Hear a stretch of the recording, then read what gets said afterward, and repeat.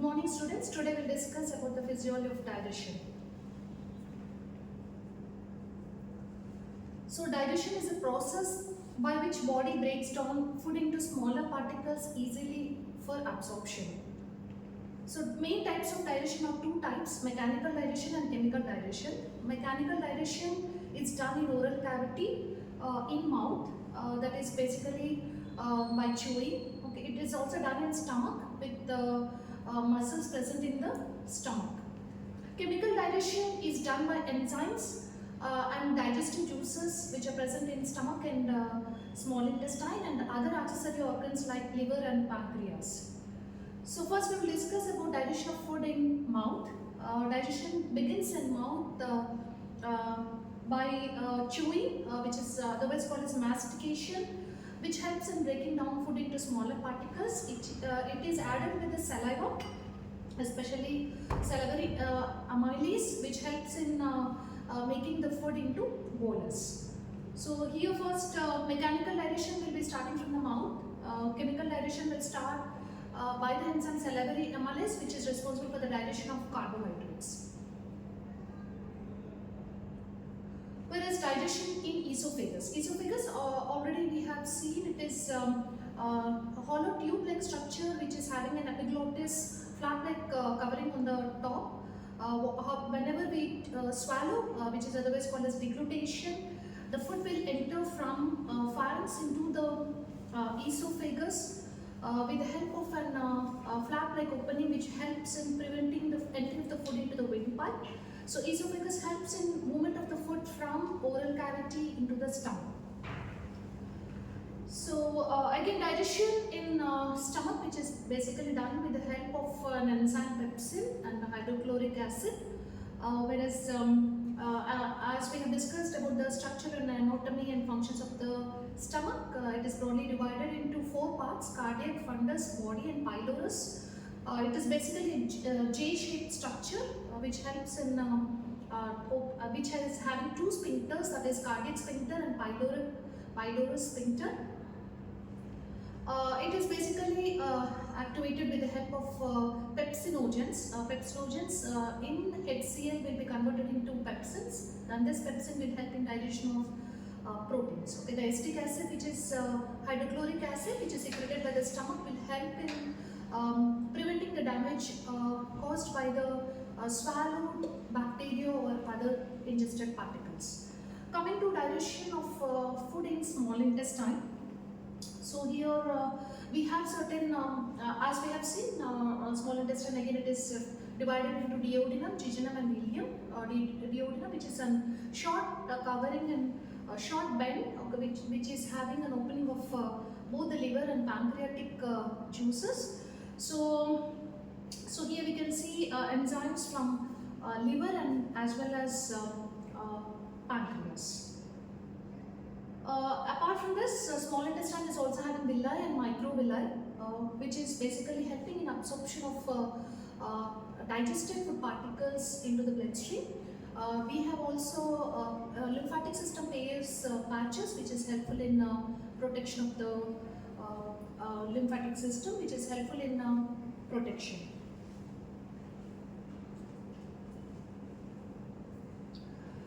So here it is in schematic diagram for digestion of carbohydrates. Dietary carbohydrates from mouth will be ingested with the help of salivary alpha amylase, which will be converting the carbohydrates or polysaccharides into simple di or trisaccharides. Stomach, which is basically responsible for the digestion of proteins, and the basic enzyme involved here is pepsin. Whereas the small intestine, we have again pancreatic alpha amylase, whatever the lingual lipase also plays an important role here in digestion of fats. So pancreatic alpha amylase will help in digestion of carbohydrates. That is conversion of the dry or trisaccharides into simple monosaccharides, that is glucose, galactose and fructose. So here it is some schematic process. First one is pancreatic amylase, which is helpful in digestion starch into disaccharides, whereas we have disaccharides like maltase, lactase and sucrase. So this will be converted into simple carbohydrates or simple sugars, that is maltose, lactose and sucrose. So this sucrase will help in conversion of sucrose to glucose and fructose. Lactase will help in the conversion of lactose into glucose and galactose, whereas maltase will help in the conversion of maltose into simple 2-glucose sugars. So the end products here in small intestine will be the monosaccharides, where glucose, galactose and fructose are the end products. So whatever the digested food particles will be absorbed into the villi in the next segment, that is small intestine. So here it is a digestion of proteins. So dietary proteins, this is a flowchart where we have HCl and pepsin in the stomach, which will help in denatured and partially hydrolyzed proteins will be converted into small peptides and amino acids in the presence of protease enzyme. So small intestine will also help in further digestion of the proteins that will be absorbed into the bloodstream through active transport.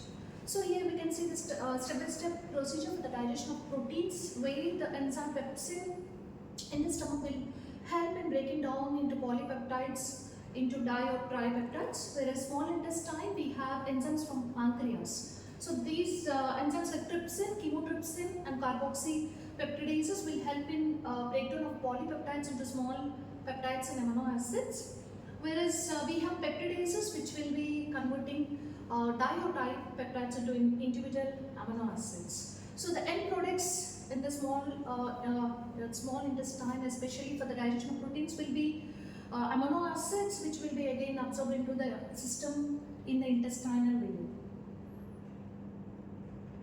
So coming to the digestion of fats, as we have already seen, these are the chylomicrons, VMDL, fatty acids and triglycerides. Whatever the fatty acids or the fats which we will consume will be converted into di or triglycerides and glycerols with the help of these digestive system. So first we will be having in lingual lipase in our oral cavity. Lingual lipase will help in the digestion of fats. Again from stomach we will be having gastric lipase, whereas we have in small intestine bile.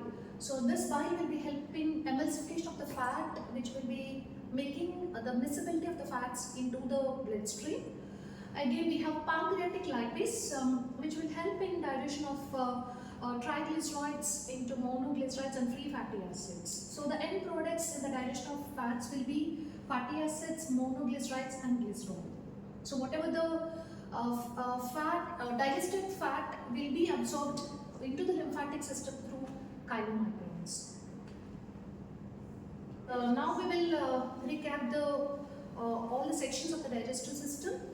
Here we can see whatever the nutrient and digestion begins in which organ, and what are the enzymes and end products. First we have carbohydrates. Carbohydrate digestion begins in mouth.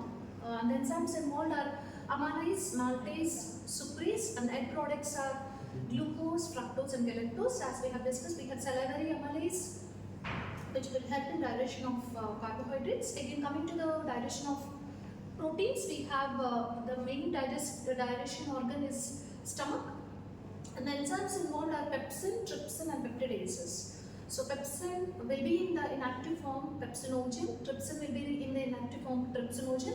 Whenever the food enters into the stomach, so that will be activated with the help of secretion of hydrochloric acid, which will help in conversion of pepsinogen, which is inactive pepsinogen, into pepsin, whereas trypsinogen is again converted into trypsin. And remaining peptidases will be helping the digestion of the proteins, tri or dipeptides into amino acids. Coming to the fats, so the main digestion is in the small intestine. The first starting organ is mouth, where we have lingual lipase. We have even gastric lipase. So major digestion occurs in small intestine with the help of bile and pancreatic lipase, and the end products in this digestion of fats will be fatty acids and monoglycerides.